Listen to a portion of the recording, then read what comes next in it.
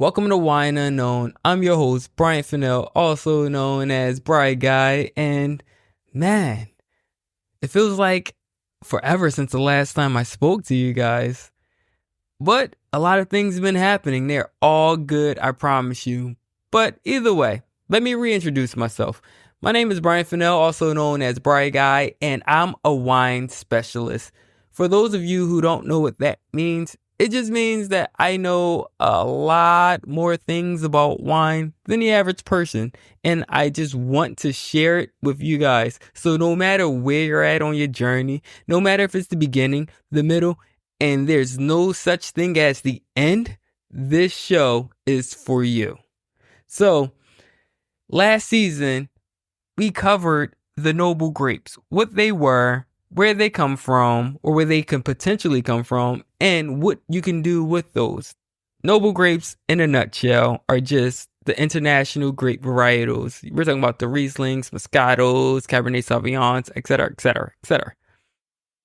Now, within that, I wanted to dive a little bit deeper, because I could keep on talking about different grape varietals from different areas and whatnot, but it's just not enough time to do that in just one sitting, or you just can't do it any service. So I've came up with doing the next series of episodes as we're focusing in on winemaking regions. And where else to start? Where better to start? Here in America. New York. Not the city, though, just the state. We're going to go a little bit further north, upstate New York to the Finger Lakes. So hopefully you have a coffee if you're on a commute, or if this is later in your day or wherever in your day and you're just at home with a glass of wine, relaxing, listening to this, trying to learn something. I applaud you. I cherish you. You are my spirit animal. But anyway, let's get into the episode right now. All right, so picture this, right? The Finger Lakes is this winemaking region in New York State, not too far from New York City, but upstate. It's like 2 hours away from the city. It sounds like a long trip, but it's really not. Like when you're on a trip, you are enjoying taking in all of the views. I promise you, it's amazing. It's really nostalgic. You should do it sometime, right? Now, it's called the Finger Lakes because of these long, skinny lakes that look like fingers on a map. Trust me, they do. You should Google it and zoom all the way out. And yeah, it kind of connects to like Michigan. It's interesting. And each of these lakes have their own name. The most popular one would be Seneca. And Seneca is so beautiful. Oh my gosh, the views. Like, you should do yourself and your family or whoever, your friends, a favor and just like maybe Airbnb like one of the lodges out there and just to experience it. And you should do it during the fall or autumn, whatever you want to say. You should do it during that time because it's so beautiful. Oh my goodness. Like it's like we said, the temperature is never too hot or it's never too cold. We haven't said that yet, but that's where we're heading. It's like perfect all year round. And that's perfect because that's perfect for grape growing. Like it controls the temperature. You're always like at this sweet spot for the grapes on their own without any of your influence, just naturally. So of course, this is the place that winemakers should really look into. Now, the question becomes, why isn't it more popular than you say it is, Bryant? Well, now we have to get into the kind of grapes that's grown there, right? So the grapes that are grown there, the rock star grape, the first one that you're going to see, if you can identify the Finger Lakes, you're going to identify a Riesling. And well, we kind of already have that in the market share that takes up a good bit of it that's been making wine well beyond or well before America got its start in even making wine. So you attach that to Germany, right? And then it's similar styles because, and of course here you can get sweet Riesling or you can get dry Riesling. But it's so different and it's so good. They have different laws, different regulations, but you're still going to get like ripe apples, ripe peaches, and like a little bit of honey and some citrus like lime flavors and aromas from these wines. They are really good, and that's just an understatement. Like this winemaking area is like producing high quality wines.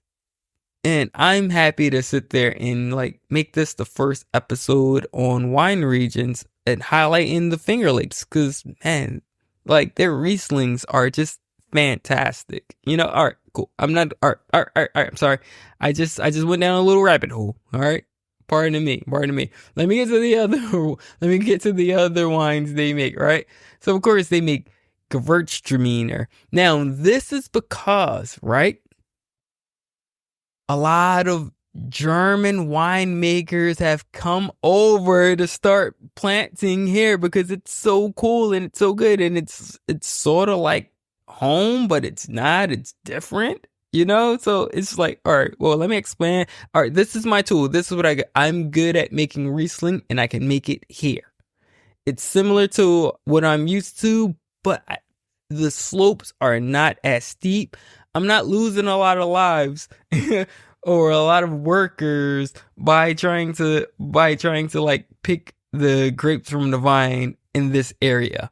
Yeah, whatever. All right, cool, whatever. But yeah, so they make Gewürztraminer as well. And then they also have, of course, Chardonnay and Pinot Noir, because those wines are good with acidity, right? But here's the interesting part. About the Finger Lakes. And now that we're transitioning into red wines, because I said Pinot Noir, they also offer Cab Franc or Cabernet Franc. Yes. Now that's something that's not like really internationally known. It has some shelf space, but it's not as popular as, of course, like Cabernet Sauvignon. But this is the OG to Cabernet Sauvignon. This is, of course, a Bordeaux staple. It's one of the blending grapes within the Bordeaux blend. This has a really rich history. So why is it here? Why is it in the Finger Lakes? Well, because in Bordeaux, the climate, the terroir, everything is really similar to upstate New York. So it's like, why not just try it here and see what we come up with? And they come up with some fantastic wines. And it's a shame because they're doing so many really cool, innovative things with their wines, like techniques. Like they have a sparkling Cabernet Franc. Oh my goodness.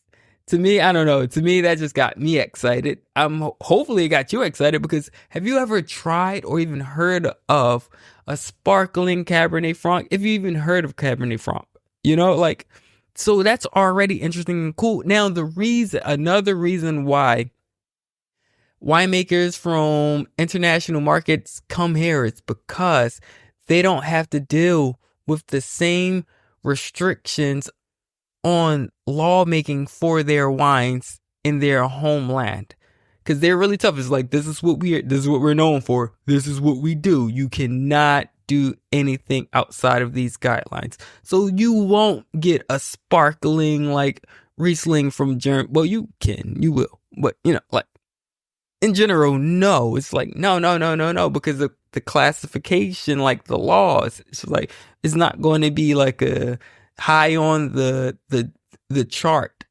It's going to be considered like table wine. And then when it's considered table wine, a lot of people just like look the other way and think that it's not good wine. That's not the case. So just to get around all of that, they'll just come over into America or different winemaking areas or different countries and start just being really creative. So that's what's happening. That's what's happening, and it's awesome. It's awesome. Oh my goodness, yeah, I am excited about that, right? Like, but the Cabernet Franc in New York, Finger Lakes, they're a lot lighter. It's a spicier red. And then it doesn't even stop there, because then they do ice wine, which are these like really super sweet dessert wines. But they do these using like Cab Franc, Riesling, Gewürztraminer. It's just, they just play around a whole lot. It's super cool, super fantastic stuff. I really highly recommend you guys try some New York Finger Lakes wines. You should go there. The wine community there is so welcoming. So many like wineries back to back to back. They have a trail that's fantastic, and you don't want to drive. I'd say that you want to have a driver. Whatever service you can get, you should do that. Book them out for the day or whatever you plan on doing. But it's an experience that you should do. And man, the most popular wines from the Finger Lakes are their dry Rieslings and their ice wines. Their dry Rieslings simply are just like these crisp, refreshing, not sugary kind of like wines. They're just really solid, good Rieslings. And then right after that are their ice wines. They're super sweet dessert in a glass kind of like wines, where it's just like, ooh, this is dessert on its own, that still has all the integrity. It's like, oh, you can hold the I don't know, like creme brulee. You can hold in it. You can hold the dessert. I have my dessert in this glass. It's just like that, But it doesn't even stop there, right? Because like what I was saying about Cabernet Franc, right? It's lighter than a typical red wine, and it still has a lot of flavor to it. Like Cabernet Francs are user friendly. They are like they could be a perfect red wine for beginners. I'll go out on a limb and say that, because the structure is still sound. It's kind of like, all right, I'm dipping into like a Cabernet Sauvignon, but they can be really bad. I had a bad experience with it. Not me personally, but like I had a bad experience with Cabernet Sauvignon. Like, and that was the first red that I tried. And it's like, wait, no. You went in head first. No. Try this. This would be a little bit of a gateway for you. It's not as intense as what you've done before, so you should really give that a shot. But like, even still, outside of that, another red wine that you should try from the Finger Lakes would be a Pinot Noir, because you're still going to now you're kind of stepping into like that Burgundy kind of like esque kind of wine without the Burgundy prices, because you're still going to get that delicate and earthy kind of like aromas and flavor profile that's not as bold as something from like California or anything from Burgundy. But the big thing is that you don't have to pay that Burgundy price point, because we know, or you don't know, maybe you do, that Burgundy wines can cost a lot of money, like for entry level. Like you're looking at least around like $40, before taxes for an okay kind of like Burgundy wine, But no, you can sit there and just cut that and just get something that's really similar for way less than that from the Finger Lakes. So I think that's really cool. And I have to highlight, I have to show love to this organization in the Finger Lakes that's been like really advocating for the winemaking region forever. And I'm talking about the Finger Lakes Alliance. They, oh my goodness, they host like tours, they host events all year long. They even go to different states showcasing the Finger Lake wines. Oh man, they are just beautiful people. That's a beautiful team over there. They're just beautiful people. They like to really take care of like hospitality individuals, or like professionals, I should say. Like they cabin you, they feed you, they educate you, they connect you with winemakers, they give you a real experience. And I just love the work that they're doing over there. And it's just beautiful. And I believe on an episode before, I believe on a Riesling episode, in season one or series one, whatever I'm calling this. I went over my experience with them when they came to Philadelphia, and then there was a Finger Lakes dinner that I got invited to, and I was like, whoa. And at that point, I was just a bartender at a wine bar, and oh my goodness, meeting all of those people was just like really cool, and still just stayed in connection, like we still talk. So that's a lot to say, like the connections, because wine regions are a lot smaller than what people think, what the masses may think. It's only a few of people that's involved within it. That's that's how to explain that. Like there are only a few like winemakers, because like what's like, that's not the ideal kind of like job. That's not the career path that's like marketed to anybody. Like we're talking about agriculture. Like they don't even do that in schools anymore. Everything is more so about entrepreneurship, becoming a doctor, a lawyer, or a content creator, whatever, but it's not agriculture. So it's a lot smaller than you think. And when you start going to these wineries and meeting the staff, meeting the people, just having real connections, you have fun. You enjoy yourself. You could take their selfies, like, oh, look at me eating the grapes. Like everybody's so welcoming. They're so welcoming because they have nothing but abundance of things to show you. They're more excited about showing you what they have than charging you for anything. Once they know that you're trying to learn, or that you can appreciate what they may offer, it's just like, oh, no, no, no, no, no, no, no. I have to show you this. Don't worry about it. It's on me. I have this sparkling Cabernet Franc. And you're like, ooh, what? I've never heard of that. And they're like, I know. They get so excited. The passion. It's just nothing but passionate families. They all show love to one another. Even though it's small and it's a competition, and as far as market share, they in the Finger Lakes are not at each other's neck in that regard. They respect one another, and they're just happy for their wine region to get any publicity. Anybody that wants to experience it, they are a great community. I just went off on a tangent. I'm sorry, guys, but that's what it is, and that makes me excited. Oh my goodness. It kind of makes me at a loss for words, because of the community they have is just so loving and caring of one another. They share barrels, they share techniques, they share information. It's not like no, I'm trying to be up, so I'm going to hold you. I'm not going to tell you this. No, it's not like that. It's all just like, oh no, I got you, because we're in this together. The higher you go, the higher I go, the higher we go as a full. And hearing that from New York, it's just like, whoa, because you hear about like the Wolf on Wall Streets and whatnot. You're like, no, it's cutthroat out there, but it's not, man. It's not. And that's really appreciative. Like, that's just that.